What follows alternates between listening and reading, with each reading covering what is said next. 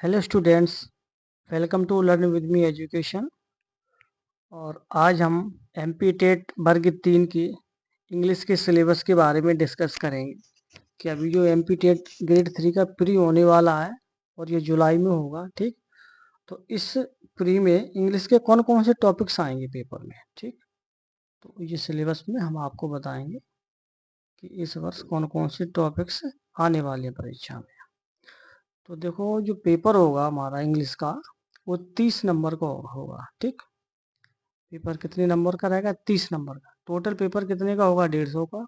उसमें हिंदी होगी 30 नंबर की, 30 नंबर की ईवीएस होगी, और इसके अलावा मैथ होगा 30 नंबर का, और इसके अलावा सीडीपी 30 नंबर की, और 30 नंबर की आपकी इंग्लिश। तो ऐसे कुल मिला के टोटल जो होगा पेपर वो 150 नंबर का होगा। ठीक, तो आज अपन इसमें इंग्लिश के बारे में डिस्कस करेंगे कि जो टॉपिक्स हैं वो पेपर में क्या क्या पूछे जाएंगे। ठीक है, तो देखो पेपर में क्या रहेगा कि इंग्लिश का जो पेपर होगा वो 30 नंबर का होगा। ठीक, 30 नंबर में क्या क्या आएगा? 30 नंबर के अंदर एक तो इंग्लिश लैंग्वेज, इंग्लिश लैंग्वेज माने पेडागोजी। ठीक, तो पेडागोजी से रिलेटेड क्वेश्चन आएंगे। ठीक, और इसके अलावा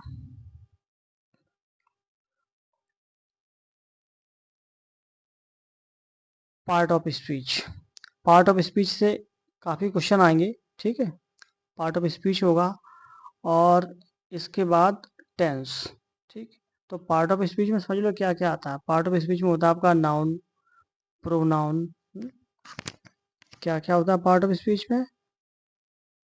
नाउन, प्रोनाउन, और आपका एडजेक्टिव, इसके बाद वर्ब और एडवर्ब।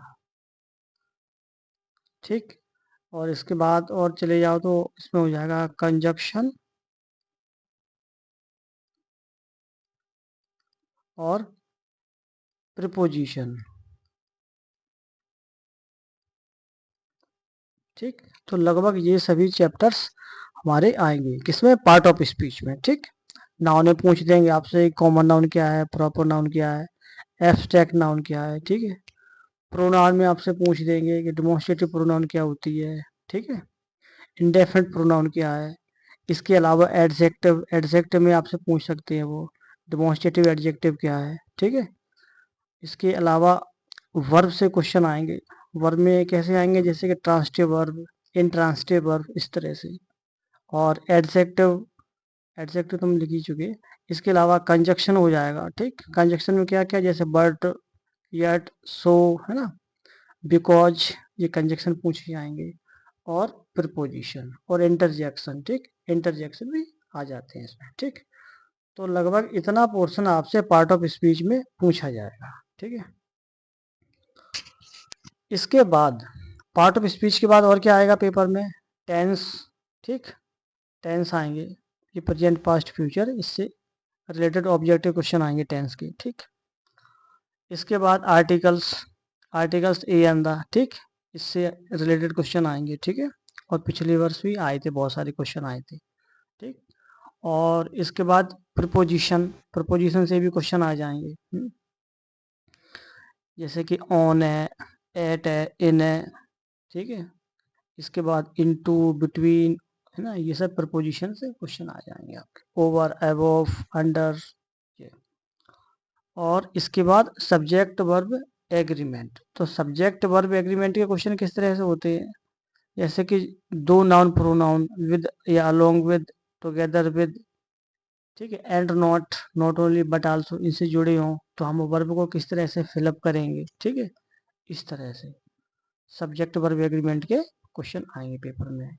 जैसे अलोंग विद, है ना, विद, इस तरह से क्वेश्चन आते हैं। और पिछले वर्ष भी अभी आए थे इसमें मेंस में, सब्जेक्ट वर्ब एग्रीमेंट से लगभग 4-5 क्वेश्चन यहाँ से पूछे गए थे। ठीक, तो सब्जेक्ट वर्ब एग्रीमेंट को हल्के में मत लेना, ये बहुत ही डिफिकल्ट टॉपिक भी है, तो इसको आपको बहुत ही अच्छे से तैयार करना पड़ेगा। ठीक है, और इसके बाद वॉइस, वॉइस आ जाएंगे आपके। ठीक, 2-3 क्वेश्चन वॉइस से हो जाएंगे ये 30 नंबर में। ठीक है, और इसके बाद नरेशन, नरेशन डायरेक्ट इनडायरेक्ट, ये भी आपके पेपर में पूछे जाएंगे, ठीक।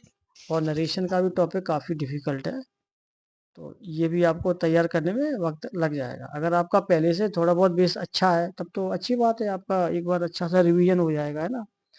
और नहीं तो फिर आपको इन सब में काफ़ी टाइम देना पड़ेगा। और इसके बाद वोकेबलरी, वोकेबलरी भी पेपर में लगभग 5 क्वेश्चन इससे वोकेबलरी से पूछे जाएंगे, ठीक। और अनसीन पैसेज, ये तो ये मान के चलोगे भर भर के आएंगे, काफ़ी आएंगे अनसीन पैसेज। और अनसीन पैसेज में ही वो आपसे पार्ट ऑफ स्पीच पूछेंगे। और आपको बता दूं, पार्ट ऑफ स्पीच के जो क्वेश्चन होंगे वो अलग से कम आएंगे, अनसीन से ज़्यादा पूछे जाएंगे, ठीक। जैसे लगभग कि 2-3 क्वेश्चन तो वो अनसीन से पूछ देंगे उससे रिलेटेड, और लगभग 2 क्वेश्चन आपसे वो पार्ट ऑफ स्पीच में पूछ देंगे कि एडजेक्टिव क्या है इसमें, एडवर्ब क्या है, प्रीपोजिशन क्या है, ठीक। तो इस तरह से अनसीन पैसेज में काफ़ी क्वेश्चन आएंगे। तो अनसीन पैसेज को भी आपको प्रैक्टिस करनी पड़ेगी, ठीक। इसके लिए सबसे बेस्ट तरीका है कि आप जो ओल्ड पेपर्स हैं उनमें से जितने भी क्वेश्चन पूछे गए हैं तो उनकी अगर आप प्रैक्टिस करते हैं तो इससे आपको डेफिनेटली बहुत बेनिफिट होगा, ठीक। क्योंकि जो ओल्ड पेपर्स होते हैं वो हमारी क्या होती है, प्रिपरेशन की बैकबोन होते हैं, ठीक। तो अगर आप ओल्ड पेपर से प्रैक्टिस करते हैं तो आपके 30 में से काफ़ी अच्छे नंबर लगभग आ जाएंगे, ठीक। तो कुल मिला के जो इंग्लिश का जो एक पोर्शन है वो काफ़ी डिफिकल्ट है और काफ़ी इम्पोर्टेंट भी है। ये आपका सिलेक्शन करवा भी सकता है और रुकवा भी सकता है ना। हालांकि अभी जो पेपर प्री है इसमें आपका सिलेक्शन नहीं होगा, इसमें तो आपको केवल क्वालिफाइंग जो मार्क्स हैं वही चाहिए, ठीक। जैसे 150 नंबर का टोटल है तो इसमें आपको अगर जनरल कैटेगरी से हैं आप तो 90 नंबर चाहिए आपको क्वालिफाई होने के लिए, ठीक। ओबीसी, एससी, एसटी इन सब का जो एक उसका बैकग्राउंड होता है उतना उतना क्वालिफाइंग मार्क्स चाहिए। जैसे ओबीसी का 75, ईडब्ल्यूएस का 75, इस तरह से, ठीक। तो ये जो प्री हो रहा है इसके लिए आपको अभी केवल क्वालिफाइंग मार्क्स ही चाहिए, है ना। तो अभी फिलहाल आपका जो टारगेट है वो क्या होना चाहिए, प्री को क्वालिफाई करना, ठीक। इसके बाद जब मेंस का सिलेबस आएगा तो वो इससे प्री से थोड़ा डिफरेंट भी रहेगा, ठीक है। उसमें हो सकता है कि अभी जो मेंस में क्वेश्चन आए थे तो वो थोड़े डिफरेंट आए प्री से। उसमें जैसे कि ज्योग्राफी है, पॉलिटिक्स है, हिस्ट्री है, इकोनॉमिक्स, है ना, और सोशोलॉजी, इससे रिलेटेड क्वेश्चन आए उसमें, साइंस, है ना। तो ये क्वेश्चन आपके मेंस में आएंगे। और इसके अलावा फिजिक्स, केमिस्ट्री, वो मेंस का जो पूरा चैप्टर है, पूरा पोर्शन बहुत ही टफ है वो, है ना। तो फिलहाल अभी आपको क्या करना होगा कि आपकी प्रिपरेशन इतना होनी चाहिए कि आप बहुत ही अच्छे से प्री को क्वालिफाई हो जाए। अच्छे से का मतलब ये है कि जो आपका क्राइटेरिया है आप उसके आसपास ना हो, कम से कम आपके 4-5 नंबर ऊपर होना चाहिए। जैसे जनरल का 90 है तो आपके लगभग 100 या 95 मार्क्स तो होने ही चाहिए। क्योंकि क्या है कि रिजल्ट में जब नॉर्मलाइजेशन होता है तो नंबर 4-5 नंबर ऊपर नीचे हो जाते हैं, ठीक। तो अगर आपके एग्जैक्ट नंबर ही आएंगे तो फिर आपको टेंशन रहेगी कि क्वालिफाई हो या बाई चांस 1-2 नंबर से डिस्क्वालीफाई ना हो जाए, ठीक। तो आपको अभी फिलहाल प्री का इतना अच्छा अभी तैयार करना है कि आपके जो मार्क्स हैं वो बहुत अच्छे आ जाए, है ना, जिससे आपको नॉर्मलाइजेशन में कोई भी दिक्कत ना आए, ठीक। तो अभी फिलहाल आपका टारगेट ये होना चाहिए कि अभी आप प्री को अच्छे से क्वालिफाई करें, ठीक। उसके बाद फिर आप मेंस में लग जाएं। तो आपका प्री हो जाएगा जुलाई में, और ये मेंस है वो लगभग आपका हो जाएगा सितंबर अक्टूबर में। माने कि एमपी टेट ग्रेड 2 का जब एक पेपर हो जाएगा उसके बाद आपका ग्रेड 3 का मेंस हो जाएगा, ठीक। तो इसके लिए अभी आपको क्या करना होगा कि जो भी इसमें टॉपिक्स हैं इंग्लिश के वो आपके बहुत अच्छे से तैयार करने पड़ेंगे, और इसमें आपके ओल्ड पेपर्स बहुत हेल्प करेंगे, ठीक है। और इससे रिलेटेड जो भी टॉपिक्स हैं इनकी क्लास अपन इस चैनल के माध्यम से आप तक पहुंचाएंगे, ठीक। तो आप जो लोग भी इसमें पढ़ना चाहें तो आप इसमें निःशुल्क आराम से इस चैनल की सेवाएं ले सकते हैं, ठीक। और इसमें हम आपके ओल्ड पेपर्स भी कराएंगे जिससे आपको प्रिपरेशन में बहुत हेल्प मिलेगी।